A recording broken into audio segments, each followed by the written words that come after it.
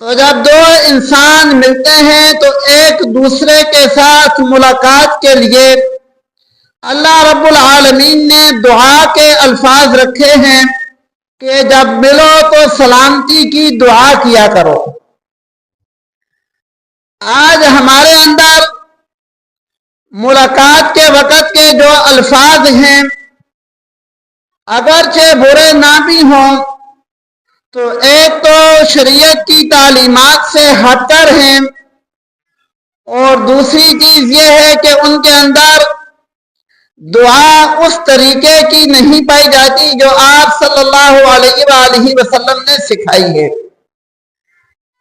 اور کچھ الفاظ تو ایسے ہیں کہ ان کا بالکل کچھ مقصد ہی نہیں بنتا، جیسے جب ملیں تو ہیلو کہہ کر ملیں، جیسے ہمارا فون پر بات کرنے کا دستور ہے تو ہیلو کا تو کوئی مطلب ہی نہیں، کوئی معنی ہی نہیں، ایک فضول قسم کے لفظ کے ساتھ اگلے کو مخاطب کرنے سے بہتر ہے کہ آپ صلی اللہ علیہ وآلہ وسلم نے جو دعائیہ کلمات سکھائے ہیں اس کے ساتھ دوسرے بندے کو مخاطب کرے۔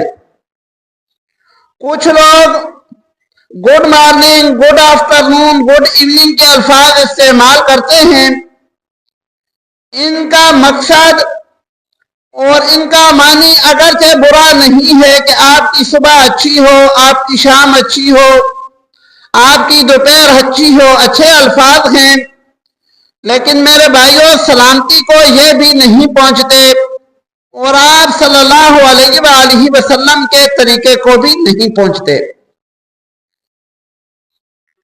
پھر سلامتی کے لیے، سلام کے لیے قرآن مجید کا ایک حکم ہے وَإِذَا حُيِّيتُم بِتَحِيَّةٍ فَحَيُّوا بِأَحْسَنَ مِنْهَا أَوْ رُدُّوهَا، جب تمہیں سلام کیا جائے فَحَيُّوا بِأَحْسَنَ مِنْهَا، تو جواب میں جو آپ کو سلام کے لفظ پیش کیے گئے ہیں اس سے بہتر اور زیادہ لفظ استعمال کرو۔ اور ردوہا، یا اگر زیادہ الفاظ نہیں استعمال کر سکتے تو کم از کم وہی الفاظ لوٹا دو۔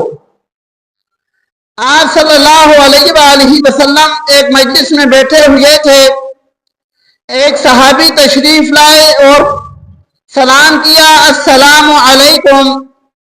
آپ صلی اللہ علیہ وآلہ وسلم نے جواب دیا اور فرمایا 10۔ دوسرے صحابی آئے، انہوں نے سلام کیا، السلام علیکم ورحمۃ اللہ۔ آپ صلی اللہ علیہ وآلہ وسلم نے جواب دیا وعلیکم السلام ورحمۃ اللہ اور ساتھ فرمایا 20۔ تیسرے صحابی آئے اور انہوں نے سلام کیا، السلام علیکم ورحمۃ اللہ وبرکاتہ۔ آپ صلی اللہ علیہ وآلہ وسلم نے فرمایا وعلیکم السلام ورحمۃ اللہ وبرکاتہ اور ساتھ فرمایا 30۔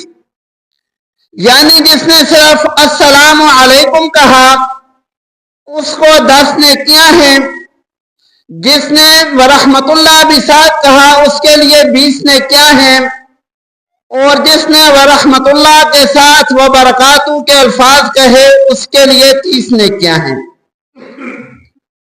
سلام کے اندر ایک اور چیز کا خیال رکھنا ضروری ہے کہ سلام کے الفاظ واضح اور پورے ہوں، کیونکہ سلام جو لفظ ہے اس کے اندر اگر معمولی سی بھی کمی بیشی ہو جائے تو یہ عربی کا لفظ ہے اور اس کے معنی بدل جاتے ہیں، جیسا کہ حدیث مبارکہ کے اندر ایک واقعہ لکھا ہوا ہے۔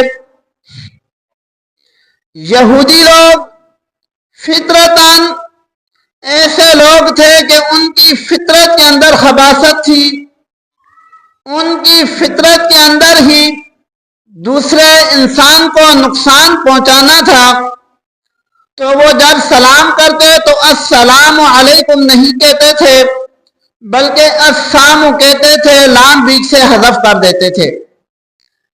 السلام کا مطلب ہوتا ہے موت، تو ایک دفعہ ایک یہودیوں کی جماعت آئی اور آ کر آپ صلی اللہ علیہ وآلہ وسلم کو ان الفاظ کے ساتھ سلام کیا جو الفاظ سلام کے نہیں بلکہ بد دعا کے ہیں۔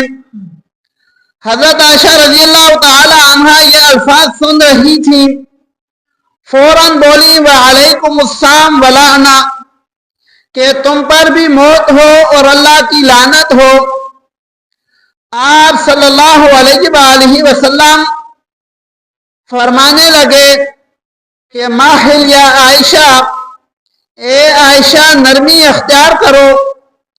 جب انہوں نے مجھے جو الفاظ کہے تو میں نے صرف وعلیکم کہہ کر جواب دے دیا کہ جو تم نے میرے سامنے پیش کیا ہے تمہارے لیے بھی وہی ہے۔ حالانکہ حضرت عائشہ رضی اللہ تعالی عنہا نے ان کو ویسا ہی جواب دیا تھا، لیکن آپ صلی اللہ علیہ وآلہ وسلم نے اخلاق کریمانہ سکھائے ہیں کہ نرمی سے جواب دو۔ پھر فرمانے لگے کہ اے عائشہ، جس چیز میں بھی نرمی ہوتی ہے تو نرمی اس چیز کو خوبصورت اور مزین کر دیتی ہے، اور جس چیز سے نرمی کو کھینچ لیا جاتا ہے اس چیز سے زینت کو بھی کھینچ لیا جاتا ہے۔